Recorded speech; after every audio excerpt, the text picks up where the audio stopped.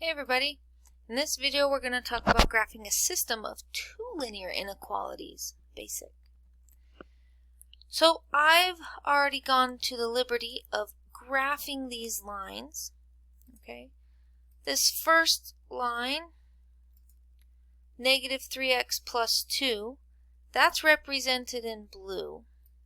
Okay, this next line, 4x minus 3, that's represented in red. However, we need to fix something because this less than symbol indicates that we're going to have a dashed line and that our region, our solution region, is going to be below this line. So what would that look like? Well, I would have a dashed line here,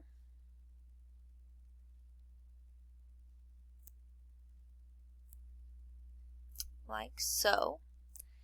And then what is below the blue line? I like to just draw arrows. Below the blue line is going to be here, right? If I was just worried about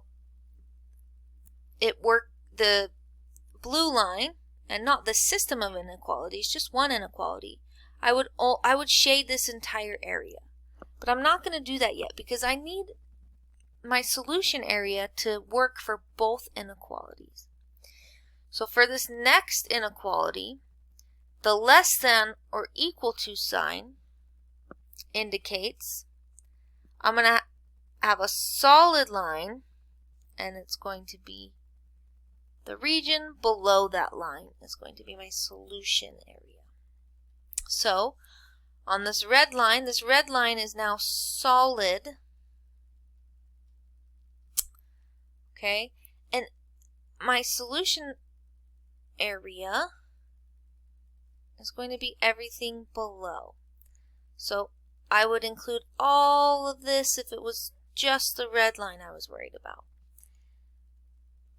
So where would the overlapping occur? It's going to occur here in this area, or where the lines kind of point to, arrows kind of point to each other. So this becomes my shaded area. So even though I have a solid blue line here, I'm only going to include the dotted black line, the solid black line, and then the black shaded area as my solution region. How would I check a point? Well, I'm going to check the point right here, which happens to be the point 1 and negative 3. That is in my solution area. And how do I check and see if it's a solution?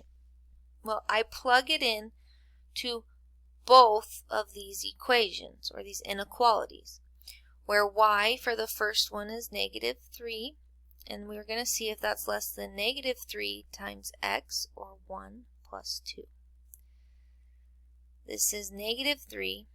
Is that less than negative 3 plus 2, or less than negative 1?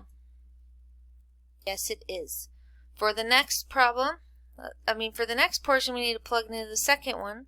So y is negative 3. Is that less than or equal to 4 times 1 minus 3? 4 times 1 minus 3 is 1. Is negative 3 less than or equal to 1? Yes, it is. So that point worked for both of them. So I know that area is my true region, or my true solution region.